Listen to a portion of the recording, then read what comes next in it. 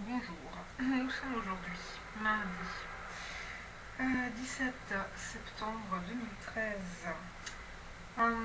parce que lors de ma prière ce matin dans la rue, j'ai ressenti l'idée claire qu'il fallait faire ce matin une lecture de la Bible.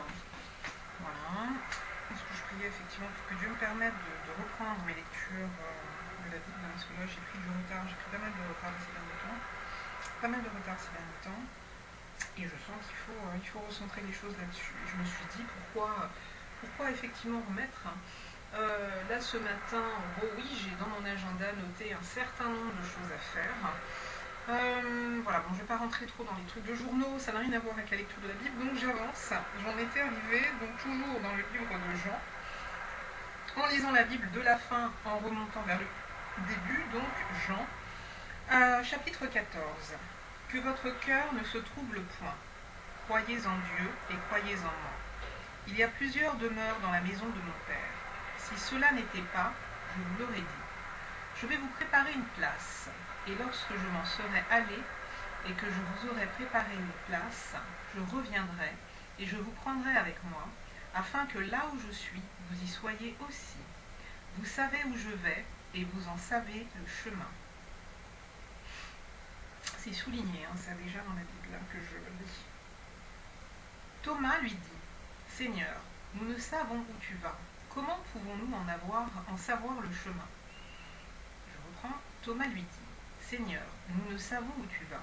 Comment pouvons-nous en savoir le chemin? Jésus lui dit, je suis le chemin, la vérité et la vie. Nul ne vient au Père que par moi. Si vous me connaissiez, vous connaîtriez aussi mon Père. Et dès maintenant, vous le connaissez et vous l'avez vu. Ça aussi, c'est souligné. Philippe lui dit, Seigneur, montre-nous le Père, et cela nous suffit. Jésus lui dit, il y a si longtemps que je suis avec vous, et tu ne m'as pas connu, Philippe. Celui qui m'a vu a vu le Père. Comment dis-tu, montre-nous le Père? Ne crois-tu pas que je suis dans le Père et que le Père est en moi? Les paroles que je vous dis, je ne les dis pas de moi-même, et le Père qui demeure en moi, c'est lui qui fait les œuvres. Je reprends parce que ça m'inquiète. Donc, verset 8 du chapitre 14. Philippe lui dit, Seigneur, montre-nous le Père, et cela nous suffit. Jésus lui dit, il y a si longtemps que je suis avec vous, et tu ne m'as pas connu, Philippe? Celui qui m'a vu a vu le Père. Comment dis-tu, montre-nous le Père? Ne crois-tu pas que je suis dans le Père et que le Père est en moi? Les paroles que je vous dis, je ne les dis pas de moi-même. Et le Père qui demeure en moi, c'est lui qui fait les œuvres. Croyez-moi, je suis dans le Père et le Père est en moi. Croyez du moins à cause de ses œuvres. En vérité, je vous le dis, celui qui croit en moi fera aussi les œuvres que je fais. Alors ça, par contre, je souligne. En vérité, je vous le dis, celui qui croit en moi aussi les œuvres que je fais. Et il en fera de plus grandes, parce que je m'en vais à mon Père, et tout ce que vous demanderez en mon nom, je le ferai, afin que le Père soit glorifié dans le Fils.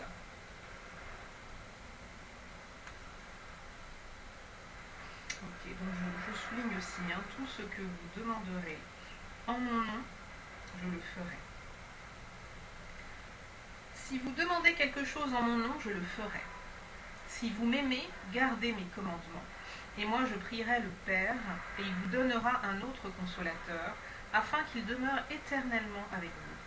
L'esprit de vérité que le monde ne peut recevoir, parce qu'il ne le voit point et ne le connaît point. Mais vous, vous le connaissez, car il demeure avec vous, et il sera en vous. Je ne vous laisserai pas orphelin, je viendrai à vous. Encore un peu de temps, et le monde ne me verra plus, mais vous, vous me verrez. Car je vis, et vous vivrez aussi. En ce jour-là, vous connaîtrez que je suis en mon Père, que vous êtes en moi, et que je suis en vous. Celui qui a mes commandements et qui les garde, c'est celui qui m'aime. Et celui qui m'aime sera aimé de mon Père, et je l'aimerai et je me ferai connaître à lui.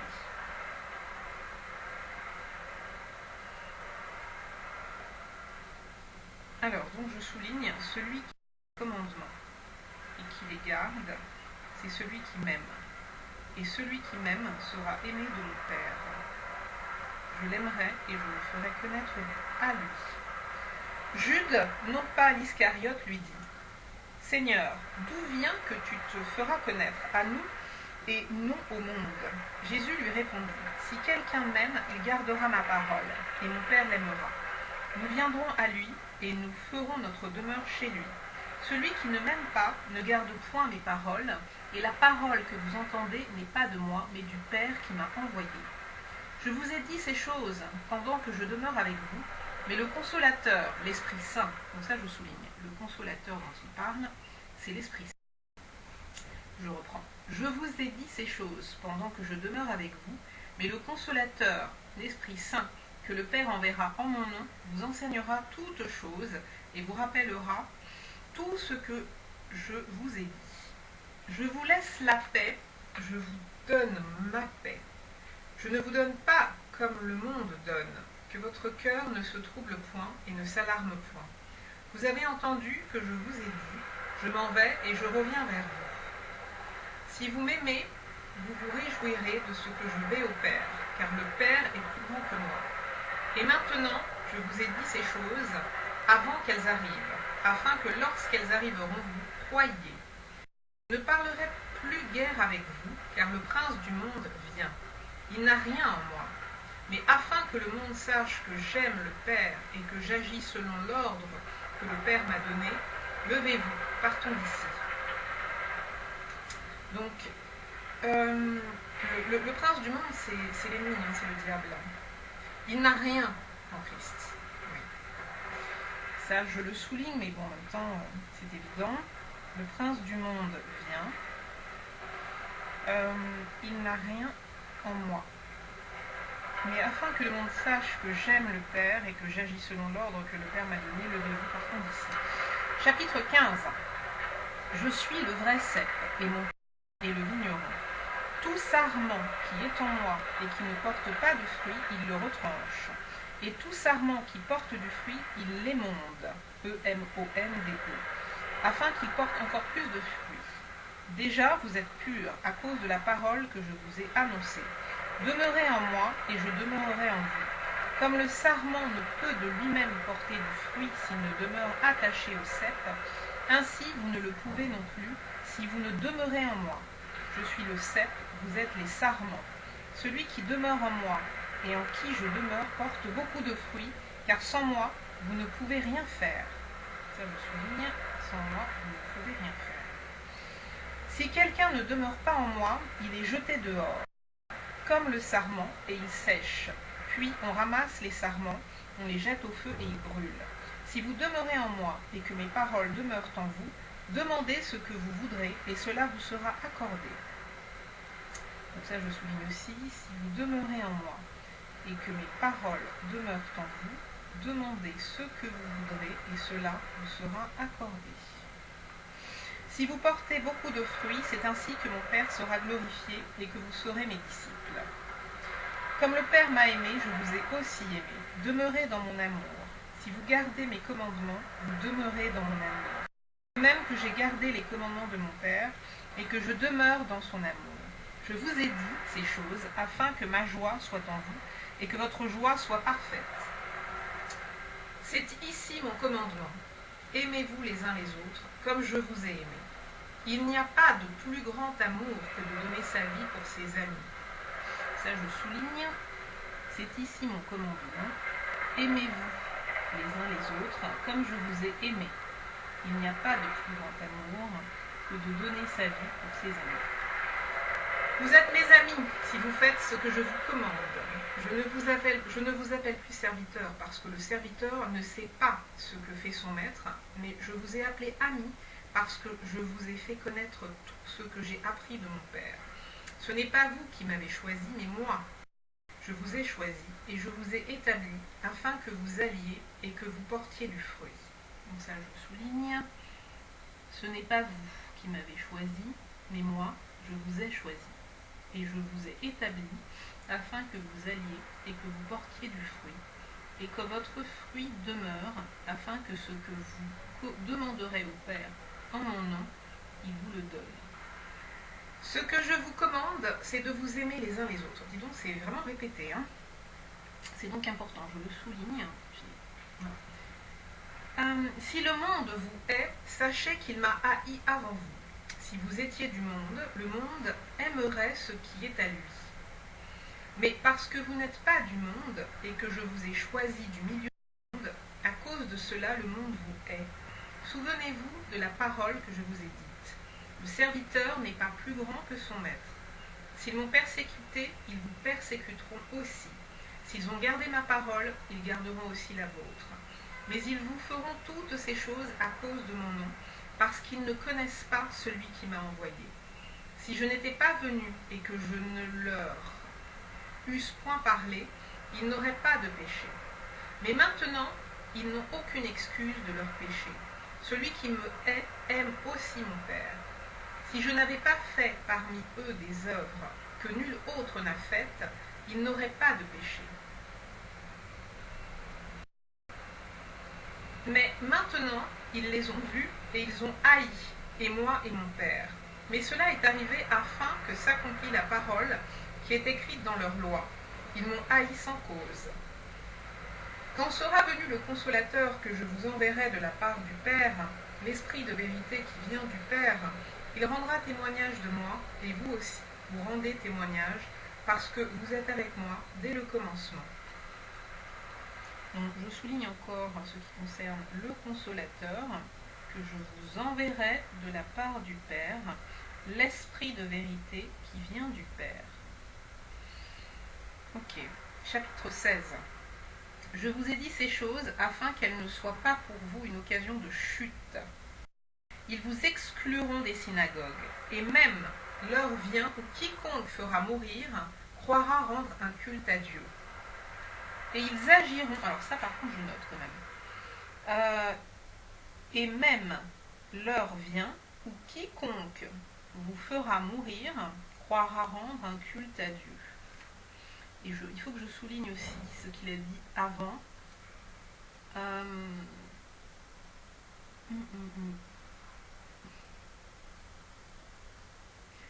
Donc, s'ils m'ont persécuté, ils vous persécuteront aussi. Voilà.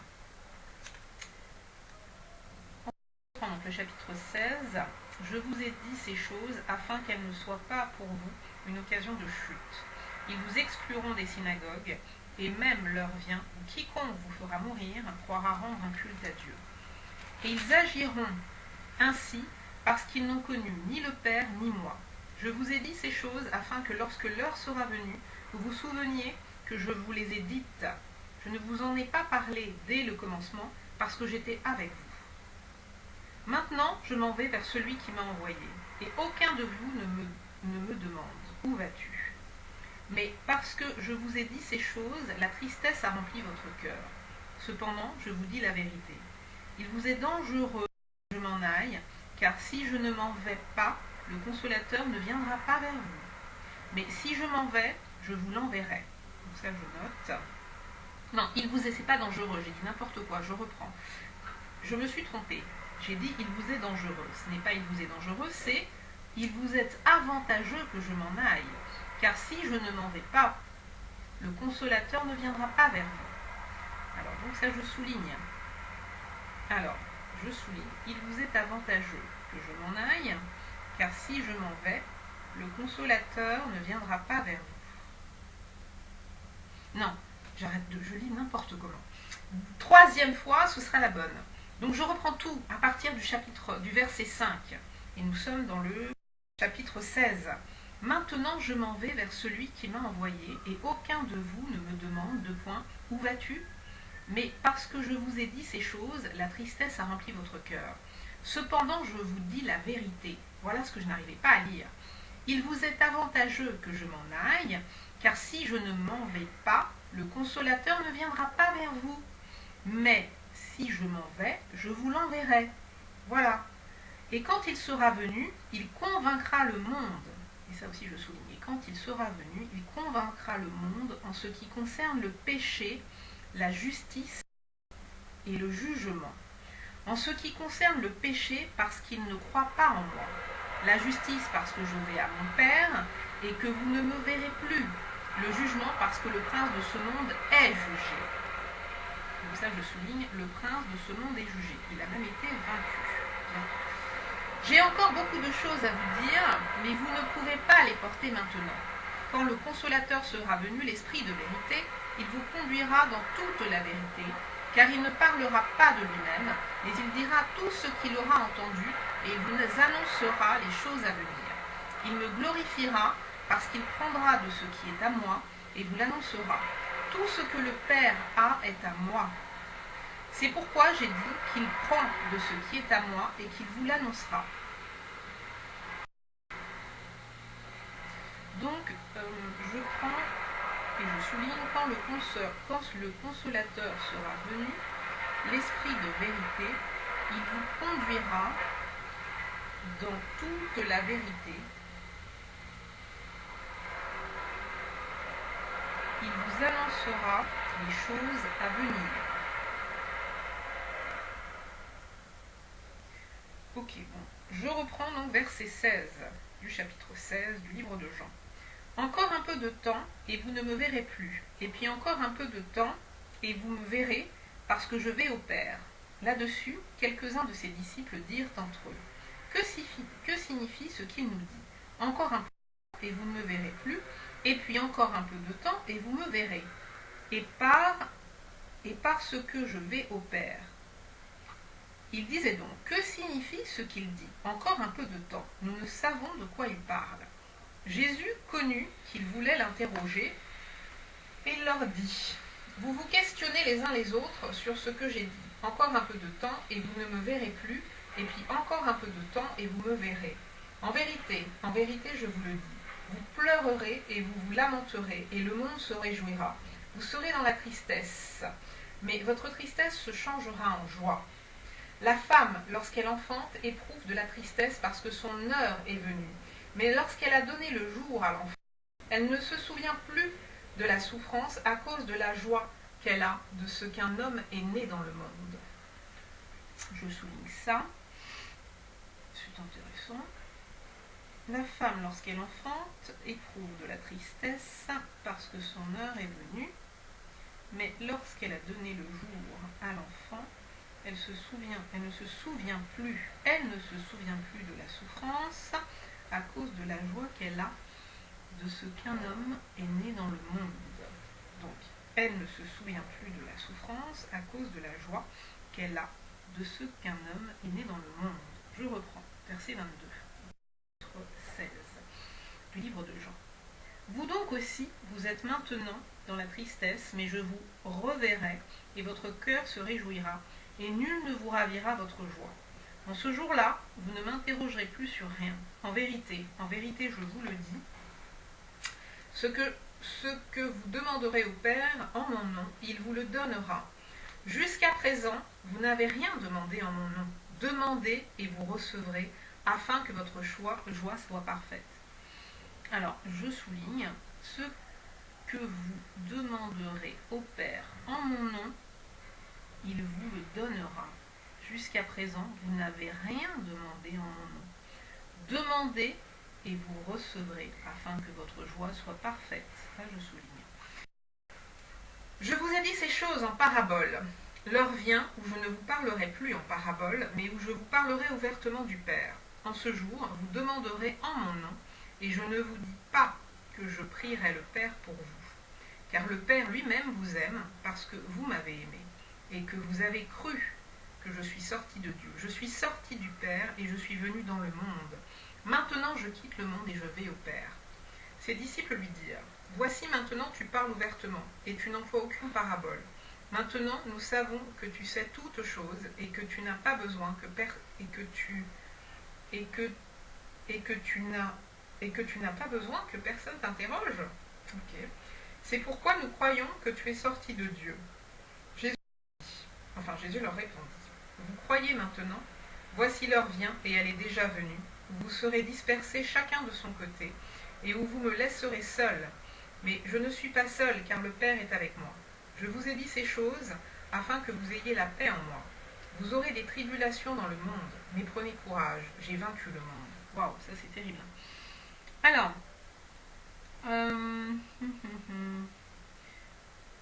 alors ça voici, ça je souligne tout ça. Voici l'heure vient et elle est déjà venue, où vous serez dispersés chacun de son côté, et où vous me laisserez seul. Mais je ne suis pas seul, car le Père est avec moi. Je vous ai dit ces choses afin que vous ayez la paix en moi. Vous aurez des tribulations dans le monde, mais prenez courage, j'ai vaincu le monde. Ah ouais, ça tue ça. Ok, chapitre 17. Après avoir ainsi parlé, Jésus leva les yeux au ciel et dit, Père, l'heure est venue. Glorifie ton Fils, afin que ton Fils te glorifie selon que tu lui as donné pouvoir sur toute chair, afin qu'il accorde la vie éternelle à tous ceux que tu lui as donnés. Or, la vie éternelle, c'est qu'ils te connaissent, toi, le seul vrai Dieu, et celui que tu as envoyé, Jésus-Christ. Je t'ai glorifié sur la terre, j'ai achevé l'œuvre que tu m'as donnée à faire. Et maintenant, toi, Père, glorifie-moi auprès de toi-même de la gloire que j'avais auprès de toi, avant que le monde fût. J'ai fait connaître ton nom aux hommes que tu m'as donnés du milieu du monde. Ils étaient à toi, et tu me les as donnés, et ils ont gardé ta parole. Maintenant, ils ont connu que tout ce que tu m'as donné vient de toi. Car je leur ai donné les paroles que tu m'as données, et ils les ont reçues. Et ils ont vraiment connu que je suis sorti de toi, et ils ont cru que tu m'as envoyé. C'est pour eux que je prie. Je ne prie pas pour le monde, mais pour ceux que tu m'as donnés, parce qu'ils sont à toi. Et tout ce qui est à moi est à toi. Et ce qui est à toi est à moi. Et je suis glorifié en eux. Je ne suis plus dans le monde, et ils sont dans le monde, et je vais à toi. Père Saint, garde en ton nom ceux que tu m'as donnés, afin qu'ils soient un comme nous. Ah, ça c'est intéressant. Je vais souligner, où est-ce que ça commence? Ok. Père Saint, garde en ton nom ceux que tu m'as donnés, afin qu'ils soient un comme nous. Je continue. Lorsque j'étais avec eux dans le monde, je les gardais en ton nom. C'est intéressant. Donc ça, je souligne. Lorsque j'étais avec eux dans le monde, je les gardais en ton nom. J'ai gardé ceux que tu m'as donnés, et aucun d'eux ne s'est perdu, sinon le fils de perdition, afin que l'écriture fût accomplie. Et maintenant je vais à toi, et je dis ces choses dans le monde, afin qu'ils aient en eux ma joie parfaite. Je leur ai donné ta parole, et le monde les a haïs, parce qu'ils ne sont pas du monde. Donc ça je souligne, le monde les a haïs, parce qu'ils ne sont pas du monde. Comme moi, je ne suis pas du monde. Je ne te prie pas de les ôter du monde, mais de les préserver du mal. Ils ne sont pas du monde, comme moi je ne suis pas du monde. Sanctifie-les par ta vérité. Ta parole est la vérité. Ça je souligne, ta parole est la vérité, et donc sanctifie-les par ta vérité. Ok, alors je continue. Comme tu m'as envoyé dans le monde, je les ai aussi envoyés dans le monde, et je me sanctifie moi-même pour eux, afin qu'eux aussi soient sanctifiés par la vérité. Ce n'est pas pour eux seulement que je prie, mais encore pour ceux qui croiront en moi par leur parole, afin que tous soient un, comme toi, Père, tu es en moi, et comme je suis en toi, afin qu'eux aussi soient un en nous. C'est intéressant. Donc, je souligne sur le côté. Ok. Mais je souligne, ce n'est pas pour eux seulement que je prie, mais encore pour ceux qui croiront en moi par leur parole, afin que tous soient un comme toi, Père, tu es en moi, et comme je suis en toi, afin qu'eux aussi soient un en nous, pour que le monde croie que tu m'as envoyé. Je leur ai donné la gloire que tu m'as donnée, afin qu'ils soient un comme nous sommes un, moi en eux et toi en moi, afin qu'ils soient parfaitement un, et que le monde connaisse que tu m'as envoyé et que tu les as aimés comme tu m'as aimé. Alors ça je note. Alors, afin qu'ils soient parfaitement un, et que le monde connaisse que tu m'as envoyé, que tu les as aimés comme tu m'as aimé. Père, je veux que là où je suis, ceux que tu m'as donnés soient aussi avec moi, afin qu'ils voient ma gloire, la gloire que tu m'as donnée, parce que tu m'as aimé avant la fondation du monde. Père, juste le monde ne t'a point connu. Mais moi, je t'ai connu, et ceux-ci ont connu que tu m'as envoyé. Je leur ai fait connaître ton nom, et je le leur ai fait connaître afin que l'amour dont tu m'as aimé soit en eux, et que je sois en eux. Alors, je leur ai fait connaître ton nom, et je leur ferai connaître je leur ai fait connaître ton nom, et je leur ferai connaître afin que l'amour dont tu m'as aimé soit en eux, et que je sois en eux. Chapitre 18. Lorsqu'il eut dit ces choses, Jésus alla avec ses disciples de l'autre côté du torrent de Cédron, où se trouvait un jardin dans lequel il entra, lui et ses disciples. Judas, qui le livrait, connaissait ce lieu, parce que Jésus et ses disciples s'y étaient souvent réunis. Judas donc, ayant pris la cohorte et des huissiers qui envoyèrent les principaux sacrificateurs et les pharisiens, vint là avec des lanternes et des flambeaux et des armes. Jésus, sachant tout ce qui devait lui arriver, s'avança et leur dit « Qui cherchez-vous » Ils lui répondirent « Jésus de Nazareth ». Jésus leur répondit « C'est moi ». Et Judas, qui le livrait, était avec eux.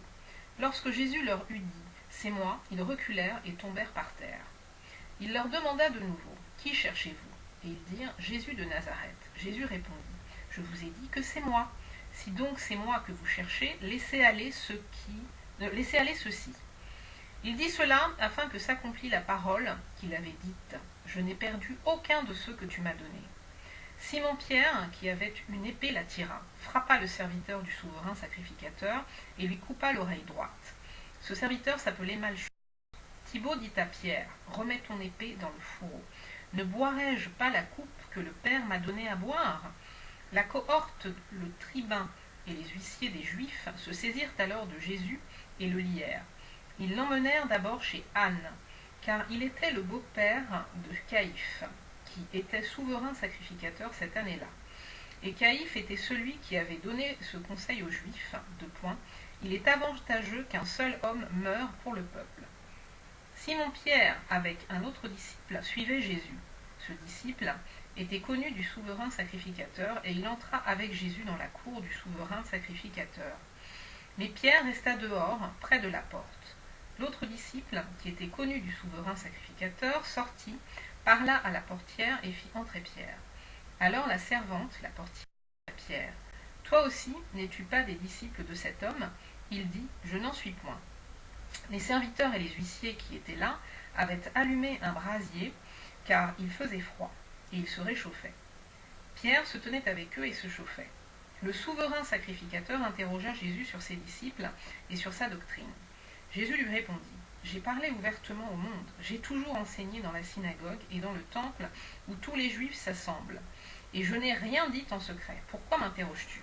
Interroge sur ce que je leur ai dit, ceux qui m'ont entendu.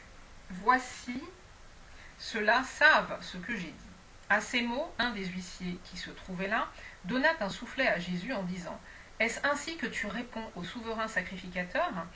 Jésus lui dit, « Si j'ai mal parlé, fais voir ce que j'ai dit de mal. Et si j'ai bien parlé, pourquoi me frappes-tu » Anne l'envoya lié à Caïphe, le souverain sacrificateur. Simon-Pierre était là et se chauffait.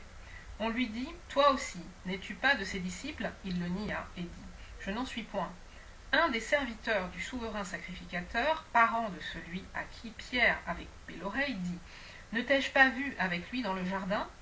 Pierre le nia de nouveau, et aussitôt le coq chanta. Ils conduisirent Jésus de chez Caïphe au prétoire. C'était le matin. Ils n'entrèrent point eux-mêmes dans le prétoire afin de ne pas se souiller et de pouvoir manger la Pâque. Pilate sortit donc pour aller à eux, et il dit, « Quelle accusation portez-vous contre cet homme ?» Ils lui répondirent, « Si ce n'était pas un malfaiteur, nous ne te l'aurions pas livré. » Sur quoi Pilate leur dit, « Prenez-le vous-même, et jugez-le selon votre loi. » Les Juifs lui dirent, « Il ne nous est pas permis de mettre personne à mort. » C'était afin que s'accomplît la parole que Jésus avait dite, lorsqu'il indiqua de quelle mort il devait mourir. Pilate rentra dans le prétoire, appela Jésus et lui dit, « Es-tu le roi des Juifs ?» Jésus répondit, « Est-ce de toi-même que tu dis cela, ou d'autres te l'ont-ils dit de moi ?»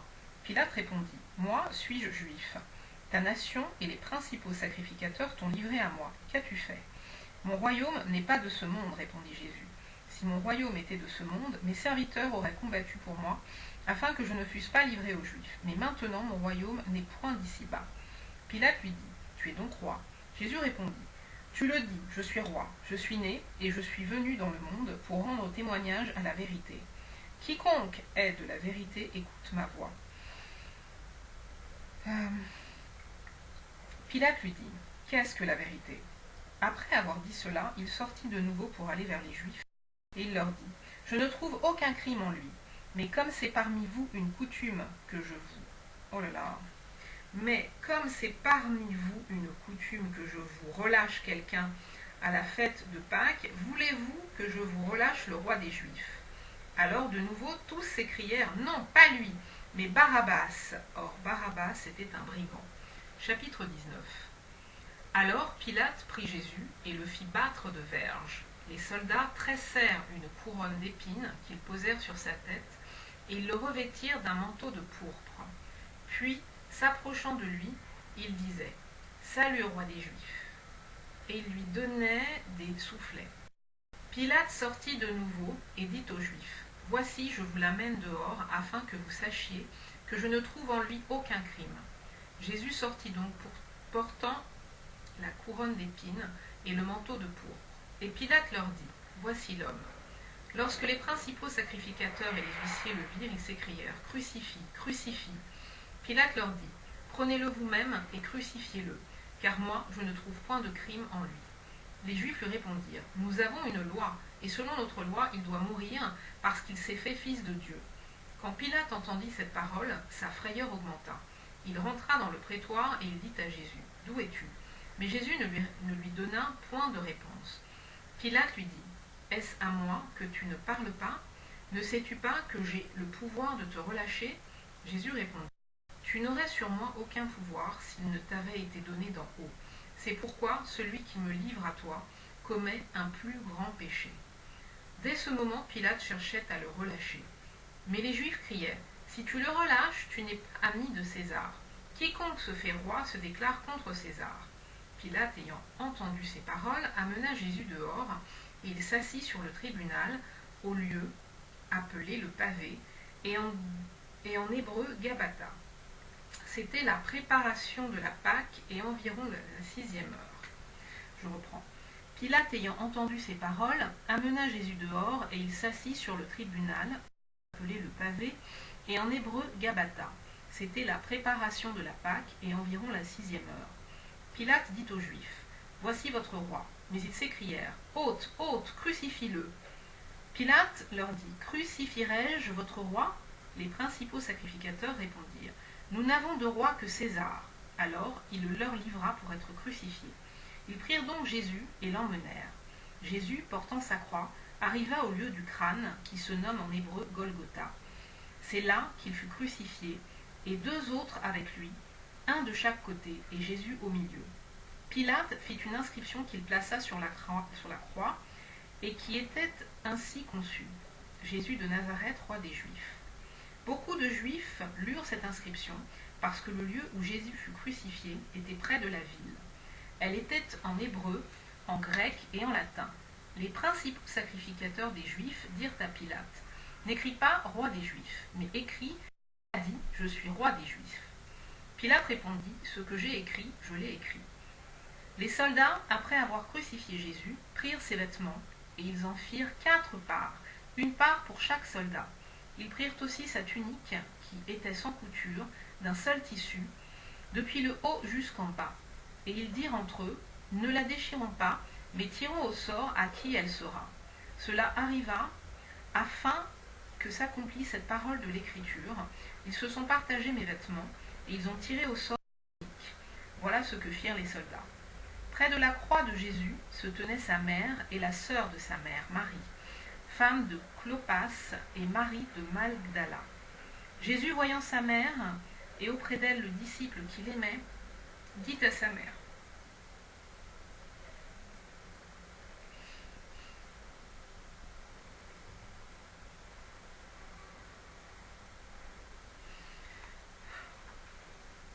« Femme, ton fils. Puis il dit, au moment... Non, qu'est-ce que je raconte? Femme, voilà ton fils. Puis il dit aux disciples, voilà ta mère. Et dès ce moment, le disciple est chez lui.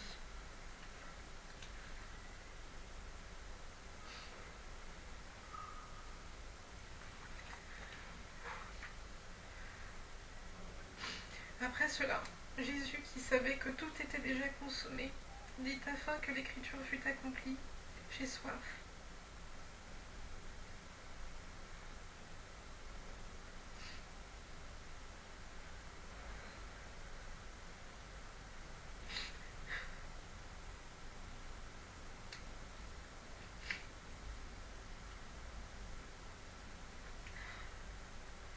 Il y avait là un vase plein de vinaigre. Les remplirent une éponge et l'ayant fixé à une branche d'hysope, ils l'approchèrent de sa bouche. Quand Jésus eut pris le vinaigre, il dit, tout est accompli.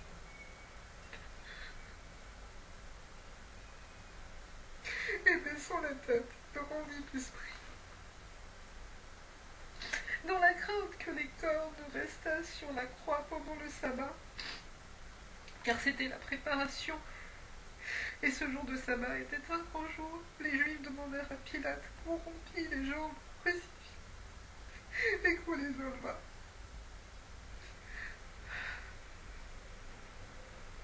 Les soldats vinrent donc et ils rompirent les jambes pour faire l'autre qui avait été crucifié avec lui.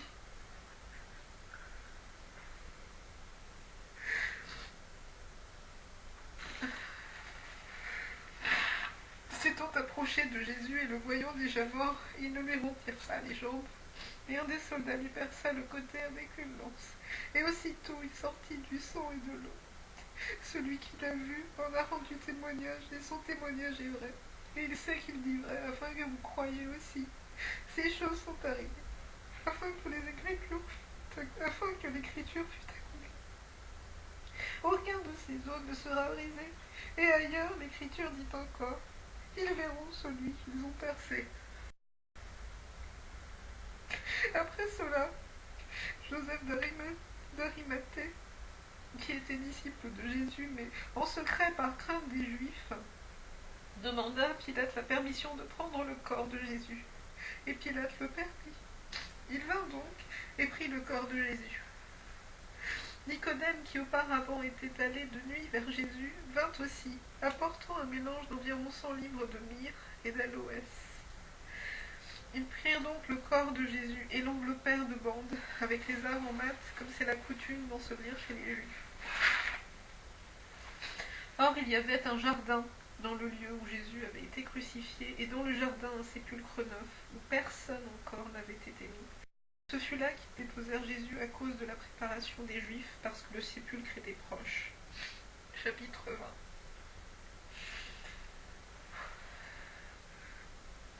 Le premier jour de la semaine, Marie de Magdala se rendit au sépulcre dès le matin, comme il faisait encore obscur, et elle vit que la pierre était ôtée du sépulcre. Elle courut vers Simon-Pierre et vers l'autre disciple que Jésus aimait, et leur dit, « Ils ont enlevé du sépulcre le Seigneur, et nous ne savons où ils l'ont mis. » Pierre et l'autre disciple sortirent et allèrent au sépulcre. Ils couraient tous deux ensemble, mais l'autre disciple courut plus vite que Pierre et arriva le premier au sépulcre. S'étant baissé, il vit les bandes qui étaient à terre, cependant il n'entra pas. Simon-Pierre, qui le suivait, arriva et entra dans le sépulcre. Il vit les bandes qui étaient à terre et le linge qu'on avait mis sur la tête de Jésus, non pas avec les bandes, mais plié dans un lieu à part. Alors, l'autre disciple, qui était arrivé le premier au sépulcre, entra aussi, et il vit et il crut, car il ne comprenait pas encore que, selon l'Écriture, Jésus devait ressusciter des morts et les disciples s'en retournèrent chez eux. Et les disciples s'en retournèrent chez eux. Cependant, Marie se tenait dehors près du sépulcre et pleurait. Comme elle pleurait, elle se baissa pour regarder dans le sépulcre, et elle vit 2 anges vêtus de blanc, assis à la place où avait couché le corps de Jésus, l'un à la tête, l'autre aux pieds. Ils lui dirent, « Femme, pourquoi pleures-tu » Elle leur répondit, « Parce qu'ils ont enlevé mon Seigneur, et je ne sais où ils l'ont mis. » En disant cela, elle se retourna et elle vit Jésus debout. Mais elle ne savait pas que c'était Jésus. Jésus lui dit : « Femme, pourquoi pleures-tu ? Qui cherches-tu ? »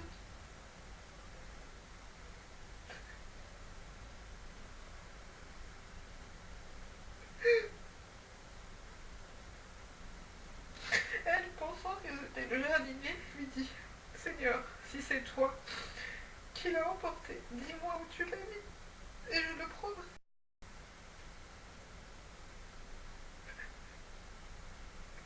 Jésus lui dit : « Marie. » Elle se retourna et lui dit en hébreu : « Rabboni », c'est-à-dire maître. Jésus lui dit : « Ne me touche pas, car je ne suis pas encore monté vers mon Père, mais va trouver mes frères et dis-leur que je monte vers mon Père et votre Père, vers mon Dieu et votre Dieu. »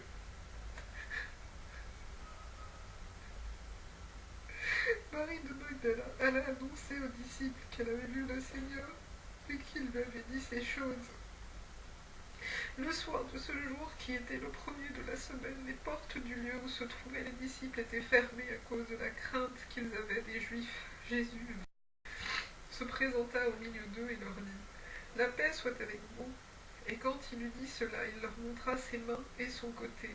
Les disciples furent dans la joie en le voyant. Le Seigneur Jésus leur dit de nouveau : « La paix soit avec vous. Comme le Père m'a envoyé, moi aussi je vous envoie. » Après ces paroles, il souffla sur eux et leur dit : « Recevez le Saint-Esprit. Ceux à qui vous pardonnerez les péchés, ils leur seront pardonnés, et ceux à qui vous les retiendrez, ils leur seront retenus. »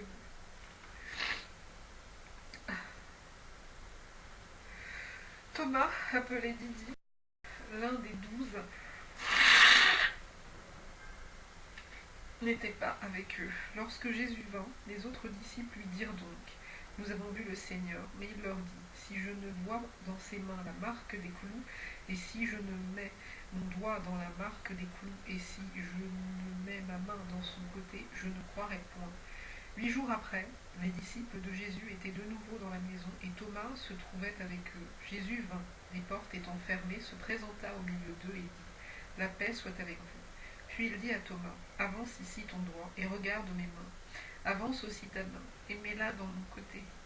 Et ne sois pas incrédule, mais crois. » Thomas lui répondit : « Mon Seigneur et mon Dieu. » Jésus lui dit : « Parce que tu m'as vu, tu as cru.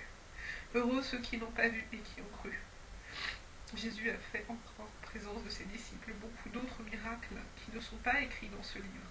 Mais ces choses ont été écrites afin que vous croyiez que Jésus est le Christ, le Fils de Dieu, et qu'en croyant vous avez la vie en son nom. Chapitre 21, dernier chapitre du livre de Jean. Après cela, Jésus se montra encore aux disciples sur les bords de la mer de Tibériade. Et voici de quelle manière il se montra. Simon-Pierre, Thomas, appelé Didyme, Nathanaël de Cana en Galilée, les fils de Zébédée et 2 autres des disciples de Jésus étaient en. Simon-Pierre leur dit : « Je vais pêcher. » Ils lui dirent : « Nous allons aussi avec toi. » Ils sortirent et montèrent dans une barque, et cette nuit-là, ils ne prirent rien. Le matin étant venu, Jésus se trouva sur le rivage, mais les disciples ne savaient pas que c'était Jésus. Jésus leur dit : « Enfants, n'avez-vous rien à manger ? » Ils lui répondirent : « Non. » Il leur dit : « Jetez le filet du côté droit de la barque, et vous trouverez. » Ils jetèrent donc, et ils ne pouvaient plus le retirer à cause de la grande quantité de poissons. Alors le disciple que Jésus aimait dit à Pierre : « C'est le Seigneur. » Et Simon-Pierre, dès qu'il eut entendu que c'était le Seigneur, mit son vêtement et sa ceinture, car il était nu, et se jeta dans la mer. Les autres disciples vinrent avec la barque, tirant le filet plein de poissons, car il n'était éloigné de terre que d'environ 200 coudées. Lorsqu'ils furent descendus à terre, ils virent là des charbons allumés, du poisson dessus et du pain. Jésus leur dit : « Apportez des poissons que vous venez de prendre. » Simon-Pierre monta dans la barque et tira à terre le filet plein de 153 grands poissons, et quoi qu'il y en eût tant, le filet ne rompit point. Jésus leur dit : « Venez, mangez. » Et aucun des disciples n'osa lui demander : « Qui es-tu ? Sachant que c'était le Seigneur Jésus. Non, sachant que c'était le Seigneur. Point. Jésus s'approcha, prit le pain et leur en donna. Il fit de même du poisson. C'était déjà la 3e fois que Jésus se montrait à ses disciples depuis qu'il était ressuscité des morts. Après qu'ils eurent mangé, Jésus dit à Simon-Pierre, « Simon, fils de Jonas, m'aimes-tu plus que ne m'aiment ceux-ci » Il lui répondit, « Oui, Seigneur, tu sais que je t'aime. » Jésus lui dit, « Paix mes agneaux. » Paix, P-A-I-S. Pètre. Il lui dit une seconde fois, « Simon, fils de Jonas, m'aimes-tu » Pierre lui répondit, « Oui, Seigneur, tu sais que je t'aime. » Jésus lui dit, « Paix mes brebis. » P-A-I-S, Pètre. Paix mes brebis. Il lui dit pour la 3e fois, « Simon, fils de Jonas, m'aimes-tu » Pierre fut attristé de ce qu'il lui ait demandé, non, de ce qu'il lui avait dit pour la 3e fois, « De point m'aimes-tu » Et il lui répondit, « Seigneur, tu sais toutes choses, tu sais que je t'aime. » Jésus lui dit, « Paix mes brebis. Et en vérité, je te le dis, quand tu étais plus jeune, tu te saignais toi-même, et tu allais où tu voulais. Mais quand tu seras vieux, tu étendras tes mains, et un autre te ceindra, et te mènera où tu ne voudras pas. » Il dit cela pour indiquer par quelle mort Pierre glorifierait Dieu. Et ayant ainsi parlé, il lui dit, « Suis-moi. » Pierre s'étant retourné, vit venir après eux le disciple que Jésus aimait. Celui qui, pendant le souper, s'était penché sur la poitrine de Jésus et avait dit, « Seigneur, qui est celui qui te livre » En le voyant, Pierre dit à Jésus, « Et celui-ci, Seigneur, que lui arrivera-t-il » Jésus lui dit, « Si je veux qu'il demeure jusqu'à ce que je vienne, que t'importe? Toi, suis-moi. » Là-dessus, le bruit courut parmi les frères que ce disciple ne mourrait point. Cependant, Jésus n'avait pas dit à Pierre qu'il ne mourrait point, mais, si je veux qu'il demeure jusqu'à ce que je vienne, que t'importe? C'est ce disciple qui rend témoignage de ces choses et qui les a écrites, et nous savons que son témoignage est vrai. Jésus a fait encore beaucoup d'autres choses. Si on les écrivait en détail, je ne pense pas que le monde même pût contenir les livres qu'on écrirait. Amen. Ouh, c'est... ouais. Et encore, on n'a pas tout en fait, parce que quand Jésus se retrouve avec les disciples dans le jardin de Gethsémani, paraît-il, le jardin où il va et où il va être trouvé par ceux qui doivent le prendre, il semble qu'il ait un mouvement de recul, qu'il prenne conscience de ce qu'il attend réellement et qu'il ait peur, et qu'il ait un premier mouvement où il dit non. Non. Où il refuse en fait d'accomplir ce pourquoi il est venu. Et puis finalement, il se reprend et il décide d'accomplir la volonté du Père. Mais ça doit être, si ça avait été effectivement traduit et exprimé, je pense que ça aurait été quelque chose d'assez touchant, d'assez troublant, parce qu'effectivement, venir en sachant que l'on vient pour mourir, et pour mourir dans des conditions plutôt douloureuses, dans la souffrance, et que l'on vient mourir pour des gens qui ne le méritent peut-être pas forcément non plus, pour l'humanité en fait, pour toute l'humanité, pour racheter les péchés de l'humanité, parce que le diable a voulu démontrer à Dieu que l'être humain renierait, et que l'être humain a renié dans un premier temps dans le jardin d'Éden, puisque Dieu avait bien dit, vous faites ce que vous voulez, mais vous ne mangez pas de l'arbre, du fruit de l'arbre défendu, de la connaissance, l'arbre de la connaissance. Et malgré que Ève ait entendu ce commandement, comme Adam l'avait entendu d'ailleurs, Ève s'est laissée séduire, et son désir de manger quelque chose qui avait l'air bon a été plus fort que la volonté de respecter ce que Dieu lui avait ordonné. Donc voilà, la première désobéissance a été là, et le diable a réussi, puisque c'est ce qu'il voulait démontrer, en fait, à Dieu, et il lui a démontré. Il lui a démontré. Et donc toute l'humanité aurait pu être condamnée, puisque Dieu, de toute façon, a jeté hors du jardin d'Éden Adam et Ève, et qu'il a maudit ce premier couple en disant, toi tu devras gratter la terre pour mourir, tu n'auras pas la vie éternelle, tu mourras, ta vie sera limitée en gros, toi femme tu accoucheras dans d'horribles douleurs, il y aura une inimitié entre toi et le serpent, etc. Enfin bon, ça, il faudra, quand je serai arrivé à la fin de ma lecture, je serai à la Genèse. Et c'est ce qui a été dit à l'origine, mais j'en ai un vague souvenir. Bien, en tous les cas, voilà, à partir du moment où Jésus a été crucifié sur le mont Golgotha, eh bien voilà, ça y est, le diable a été vaincu. Le diable a été vaincu, parce que sa malédiction maudit les hommes, il voulait les faire choir, voilà, ils étaient condamnés, il était heureux. Eh bien non. Jésus, Dieu a conçu ce sacrifice pour racheter l'homme, qui est sa création ultime, celle qu'il a aimée le plus, celle qu'il aime le plus. Donc Dieu a dû concevoir ce sacrifice pour laver les péchés, pour qu'ils soient éliminés. Et effectivement, c'est quand même assez puissant comme sacrifice. Donner son fils, a priori, une part de soi-même. Mais il le dit à un moment donné, il n'y a pas de plus beau sacrifice que celui de donner sa vie, celui qui consiste à donner en gros sa vie pour ses amis. Bon là c'est même pas, oui, bon, voilà. Pour son peuple. Parce qu'il fait une distinction dans ce que j'ai lu là, entre les serviteurs qui ne savent pas, je ne sais plus quoi, qui ne savent pas, et les amis qui savent en gros. Enfin bon bref, c'est à réécouter. Je suis désolée parce qu'effectivement il y a eu de l'émotion exprimée, mais en même temps la Bible, quand on la lit, elle nous travaille. Elle nous travaille, elle crée des émotions en nous, elle agit, elle est vivante, la parole est vivante. Voilà, elle nous travaille de l'intérieur.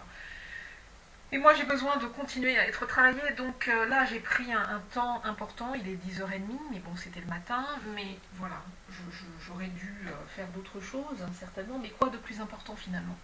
Quoi de plus important finalement, vraiment, que de s'agripper aux vêtements de Jésus et vraiment de dire Jésus je suis avec toi, et de garder ces commandements, mais le principal, il l'a dit, c'est aimez-vous les uns les autres, comme je vous ai aimé, et Dieu aimait les autres. Il avait de la compassion pour les humains. Il a donné sa vie pour racheter le péché originel. Donc voilà, être capable de donner sa vie pour autrui, c'est le summum de l'amour. Donc voilà. Alors je ne sais pas s'il est possible d'aimer les autres à ce niveau-là. Moi, il n'y a que pour mon fils, a priori, que je serais a priori en mesure de donner ma vie. Parce que je lui ai donné, donc il n'est pas question qu'on la lui ôte. Et si un jour des gens devaient la lui ôter et me proposaient un choix entre ma vie et la sienne, je n'hésiterais pas. Voilà. Mais mon chemin. J'ai fait mon chemin, même si j'ai encore des choses à faire, mais voilà, non. En tout cas, voilà. Bien, je vais arrêter de blater parce que les commentaires, pas avec la lecture. Pas avec la lecture. Maintenant, c'est vrai qu'il y a eu une louange sur... qui m'est revenu à l'esprit là, sur le consolateur. Donc j'aurais bien aimé effectivement mettre ça. Je vais essayer, ouais, parce qu'elle est très belle et qu'elle remet un peu les choses en place. Et que ça remet les choses en place.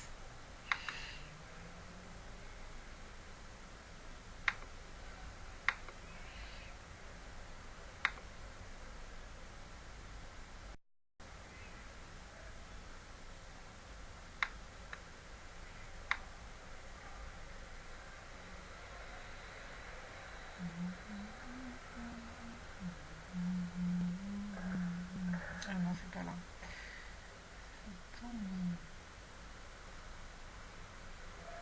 Ah si, c'est peut-être ça.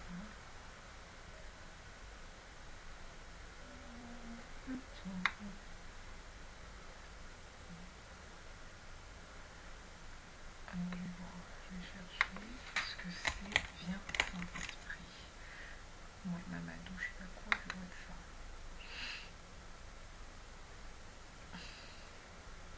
Ah non, c'est pas Mamadou Carambier, c'est pas ça du tout.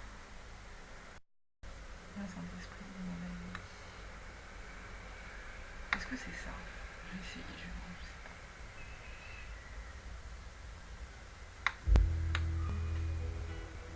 Non, c'est pas ça, mais c'est pas grave.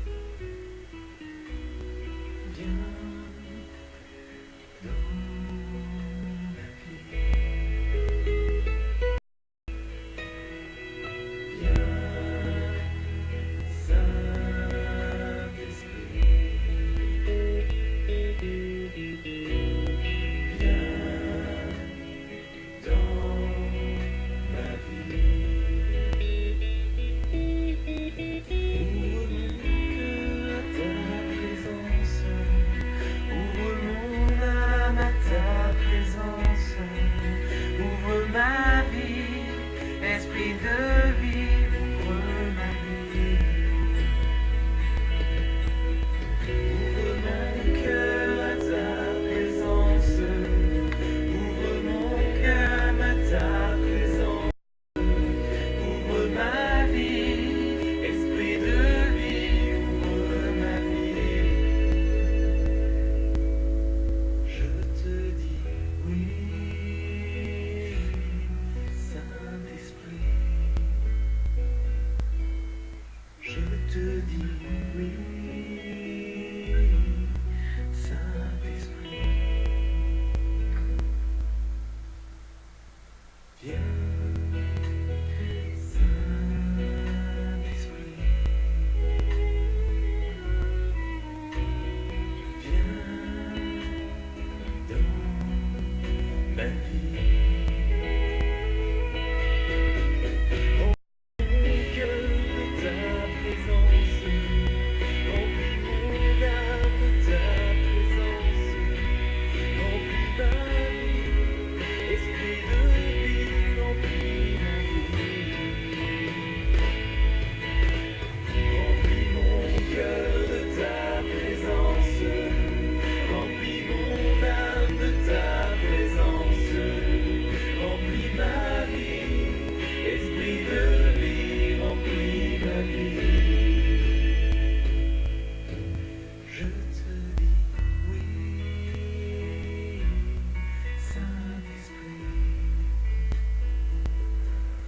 Je te dis oui,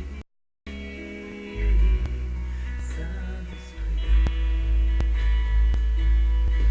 Je te dis oui, Saint-Esprit. Je te dis oui, Saint-Esprit.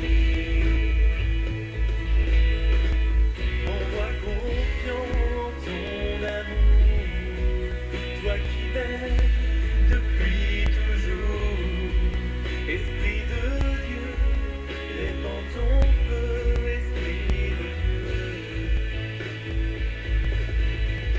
Rends-moi confiant en ton amour, toi qui m'aimes depuis toujours. Esprit de Dieu, répands ton feu, Esprit de Dieu. Répands ton feu dans ma vie. Répands ton feu dans ma vie. Répands ton feu dans ma vie.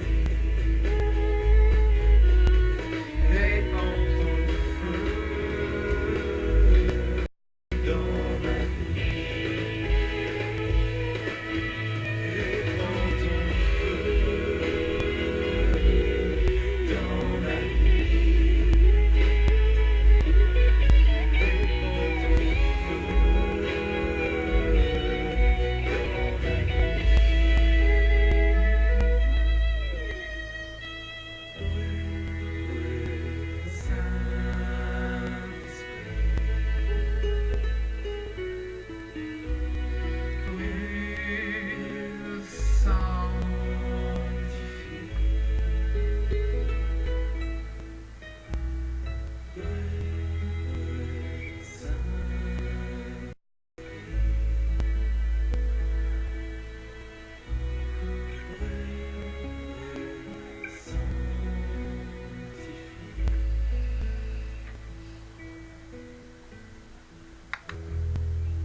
Oui, c'est vraiment très bien. Vraiment, il faut que je retourne un dimanche matin, ou plutôt un dimanche après le culte que nous avons à la porte ouverte du 13e. Il faut absolument que je retourne à Hillsong, parce que là, cette mélodie, elle est propriété d'Hillsong. C'est un groupe de louanges. La louange à Hillsong est vraiment prédominante. Elle est prépondérante, elle est très importante. Et vraiment ça me parle. Ça me parle. Je l'ai déjà dit. Donc il faut que j'y retourne. Il y a 2 cultes, un le matin à 10 h et un à midi.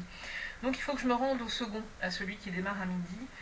C'est-à-dire que je termine effectivement le culte du 13e et à la fin je ne prends pas le temps de blablater avec 15 000 personnes. Je